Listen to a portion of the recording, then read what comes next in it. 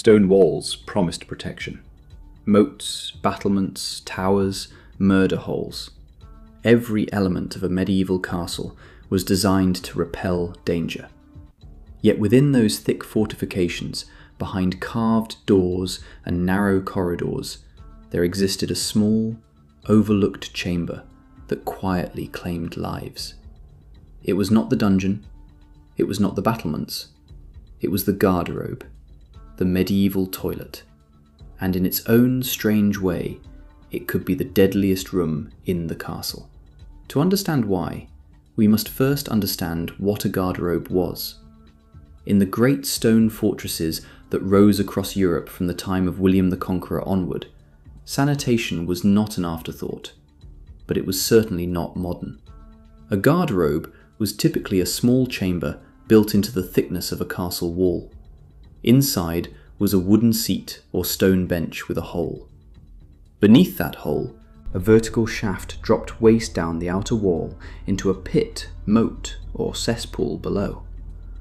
Simple, efficient, and profoundly dangerous. The very placement of the garderobe created risk.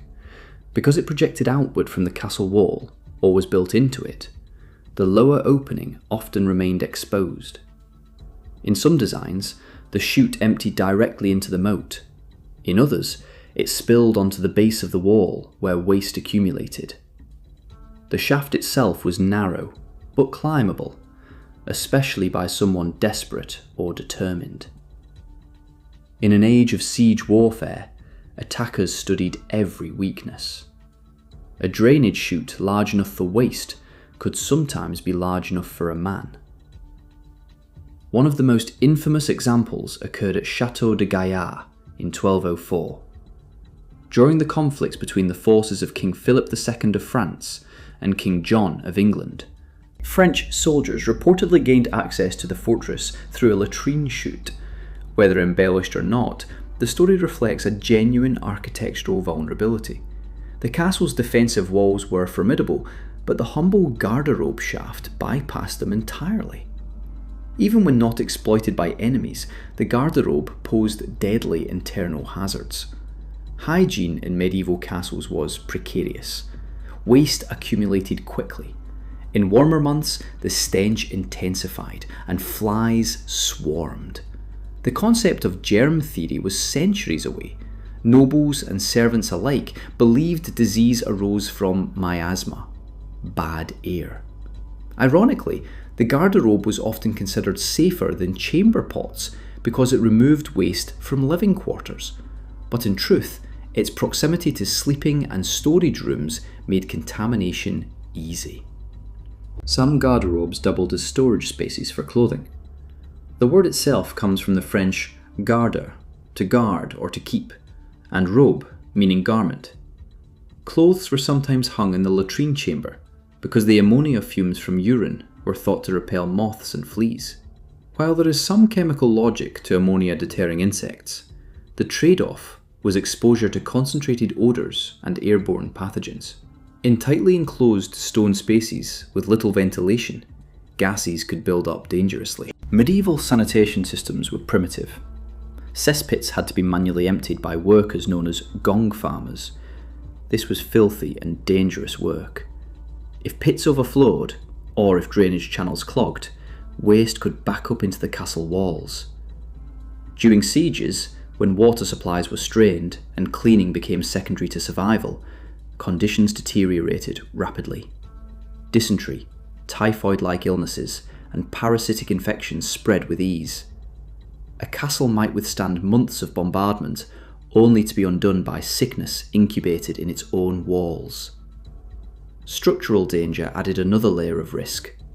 Garderobes were often built as small protruding turrets called garderobe towers. These extensions were sometimes less stable than the main walls. Over centuries, erosion from constant moisture weakened stonework. In some castles, collapsed latrine shafts have been discovered during archaeological excavations, suggesting that structural failure was not rare. Imagine sitting in a stone alcove 30 feet above the ground, when weakened masonry gives way. Privacy was limited. In large castles, multiple garderobes might line the same outer wall, stacked vertically. Waste from upper levels dropped past lower shafts. If someone below looked up, or worse, stood beneath the chute outside, the consequences could be disastrous. Accidental falls into cesspits also occurred. Deep, foul, and sometimes semi-liquid, these pits were nearly impossible to escape without assistance. Suffocation from toxic gases like methane was a real possibility. During winter, the garderobe presented a different hazard. The shaft allowed frigid air to travel upward into the chamber. Sitting on a stone seat in sub-zero temperatures could lead to frostbite or illness. Castles were already cold. The latrine was colder still. For the elderly or infirm, repeated exposure could weaken the body further, making infection more likely. Fire, too, found its way into this unlikely space. Torches were used for light in darker corridors. Bringing open flame near accumulated methane gas was extraordinarily dangerous, even if medieval people did not understand the chemistry. While documented explosions are rare in surviving records, the ingredients for catastrophe were present: enclosed space, flammable gas, and fire. There was also the psychological dimension. Medieval castles were hierarchical spaces. Lords used private garderobes attached to chambers. Servants used communal facilities. During sieges, sanitation became chaotic. Overcrowding meant longer waits and more waste. Stress, fear, hunger, and poor hygiene created a breeding ground for both disease and despair. The most fortified room in the castle might be the keep, but the quietest killer lurked in the latrine. Archaeological discoveries across sites such as Dover Castle and Tower of London reveal the complexity of medieval sanitation.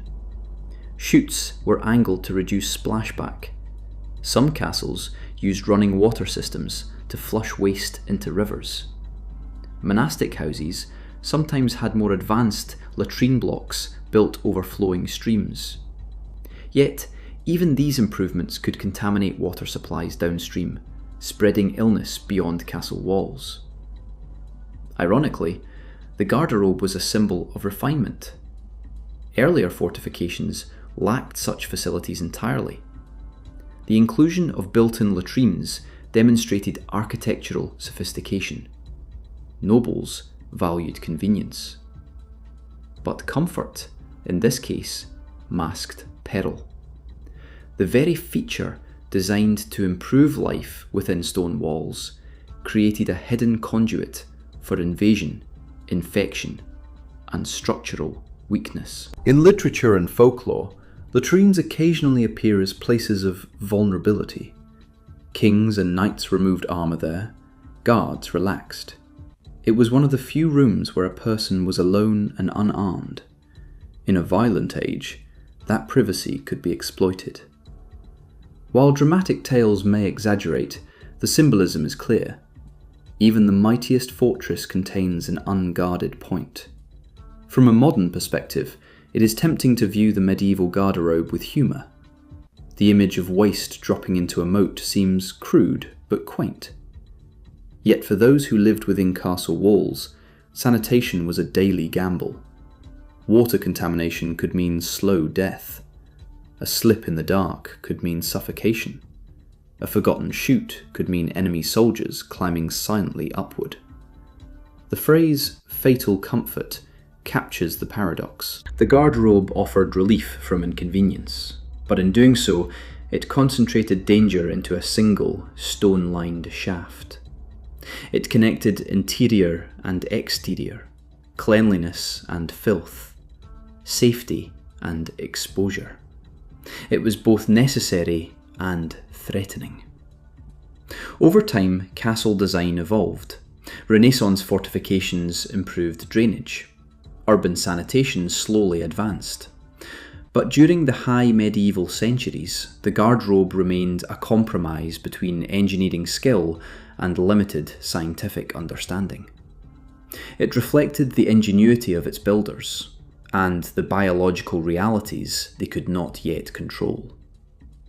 In the grand halls of medieval castles, tapestries told stories of conquest and glory. In the kitchens, fires roared and feasts were prepared. On the battlements, soldiers scanned horizons for enemies. Yet hidden in the thickness of the walls was a narrow chamber where gravity carried more than waste. It carried risk. It carried disease. It carried the potential downfall of both common servant and crowned king. The deadliest room in the medieval castle was not designed for violence. It was designed for necessity. And perhaps that is what makes it so haunting. In a world obsessed with defense against external threats, the greatest danger sometimes came from within. From a small stone seat, a dark shaft, and the quiet illusion of comfort.